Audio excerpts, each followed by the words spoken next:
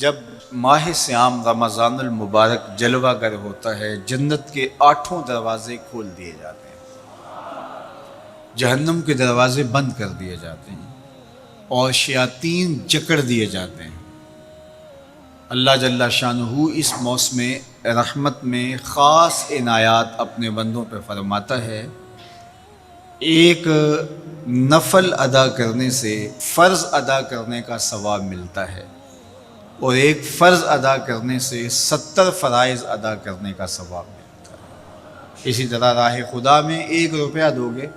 تو 70 روپے خرچ کرنے کا ثواب ملے گا۔ اسی طرح باقی نیکیاں بھی جتنی بھی ہم کرتے ہیں، وہ ایک نیکی کریں گے تو 70 گنا اجر ماہ سیام میں ہمیں نصیب ہوتا ہے۔ اس لیے اہل ایمان کا یہ طریقہ ہے کہ وہ اس مہینے میں کثرت کے ساتھ تلاوت کرتے ہیں، کیونکہ ایک مرتبہ اگر قرآن مجید پڑھ لیا تو 70 مرتبہ قرآن مجید پڑھنے کا ثواب نصیب ہوا۔ ماہ سیام میں چونکہ شیطان بندھا ہوا ہوتا ہے، تو ہم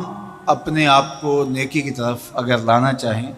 تو اتنی رکاوٹیں نہیں ہوتی جتنی عام دنوں میں ہوتی ہیں، لیکن اس کے باوجود بہت سارے لوگ ہیں جو رات کو بڑا پکا ارادہ کر کے سوتے ہیں کہ میں صبح وقت پہ اٹھوں گا اور نوافل بھی پڑھوں گا اور نماز بھی ادا کروں گا، لیکن جب صبح ہوتی ہے تو انہیں یا تو جاگ نہیں آتی یا نیند سے بیدار ہو جاتے ہیں، بستر سے اٹھا نہیں جاتا۔ جبکہ وہی شخص انہوں نے صبح سبزی منڈی جانا ہو تو چھلانگ لگا کے اٹھتے ہیں اور سبزی منڈی پہنچتے بھی ہیں۔ سستی طبیعت کا کسل نہیں ہوتا۔ عمومی طور پہ ہم اپنے آپ کو بیمار تصور کر لیتے ہیں اور سستی اور کسل کا نام دے کر کے، بہانہ دے کر کے ہم کہتے ہیں کہ بس کیا کریں، ہم کو ارادہ کرتے ہیں روز لیکن ہم سے اٹھا نہیں جاتا، بس طبیعت اس طرح کی ہے، کسل ہے، سستی ہے۔ یہ بات ذہن میں رکھیے گا کہ ارادہ کرنے کے باوجود بھی صبح جب ہم اٹھ نہیں پاتے یا کوئی بھی نیکی کا کام ہم کرنے کا ارادہ کرتے ہیں تو ارادہ کرنے کے باوجود ارادہ ہی رہ جاتا ہے، ہم کر نہیں پاتے، تو اس کا سبب یہ ہوتا ہے کہ بہت سارے ہم گناہ کر چکے ہیں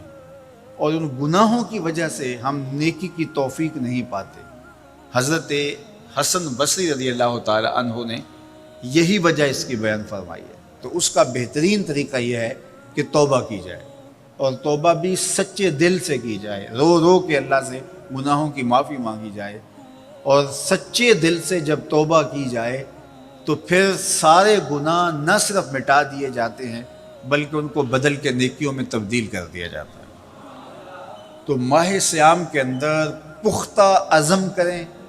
اور اس عزم کو عمل کی شکل دینے کے لیے سچی توبہ کریں کہ ہمارا یہ رمضان اس طرح سے گزرے، یہ مہینہ اس طرح سے بسر ہو کہ ہم اس مہینے میں اللہ تعالیٰ کی قربت حاصل کر لیں، ہم گناہوں سے پاک ہو جائیں اور ہم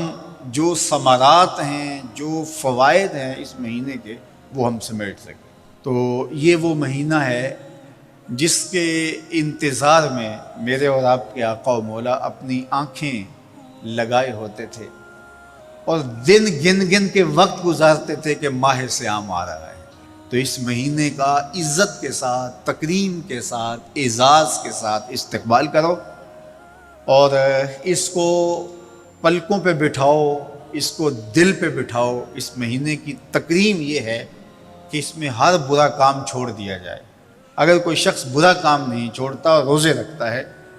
تو میرے اور آپ کے آقا و مولا کا ایک فرمان سن لیجئے، من لم یدع قول الزور والعمل بہ فلیس للہ حاجۃ فی ان یدع طعامہ و شرابہ۔ فرمایا کہ جو جھوٹ اور برے کام نہیں چھوڑتا، اس کے بھوکا اور پیاسا رہنے کی اللہ کو کوئی ضرورت نہیں ہے۔ تو روزہ خوراک بچاؤ مہم نہیں ہے جو چلائی جاتی ہے، بلکہ یہ تزکیہ نفس کا موسم ہے، باطن کی صفائی کا موسم ہے، اور باطن کی صفائی نہیں ہوتی جب تک ہم کوشش کریں۔ آپ کے بدن پہ بہت ساری میل چڑھی ہوئی ہے اور جمی ہوئی ہے بدن کے ایک ایک عضو پہ میل، تو آپ پانی میں چھلانگ لگا کے باہر بھی آ جاتے ہیں تو میل نہیں اترتی، چلو کچھ نہ کچھ فرق تو ضرور پڑ جاتا ہے، لیکن میل نہیں اترے گی۔ میل کب اترے گی؟ جب آپ اپنے بدن کو مل مل کے اس کے اوپر صابون لگا کر کے اچھی طرح سے اس کو جب اتاریں گے محنت کوشش سے، تو پھر آپ کا بدن مہک جائے گا، ہلکا پھلکا ہو جائے گا، میل اتر جائے گی۔ یہ موسم رحمت ہے، اللہ کی رحمتوں کا می برسے گا، اس سے کچھ نہ کچھ فائدہ تو ہوگا ہی، لیکن حقیقی فائدہ وہی حاصل کرے گا جو اپنے گناہوں کو مل مل کے دھوئے گا اور اپنے آپ کو صاف کرنے کی کوشش کرے گا۔ تو اپنے من کے میل اتارنے ہیں،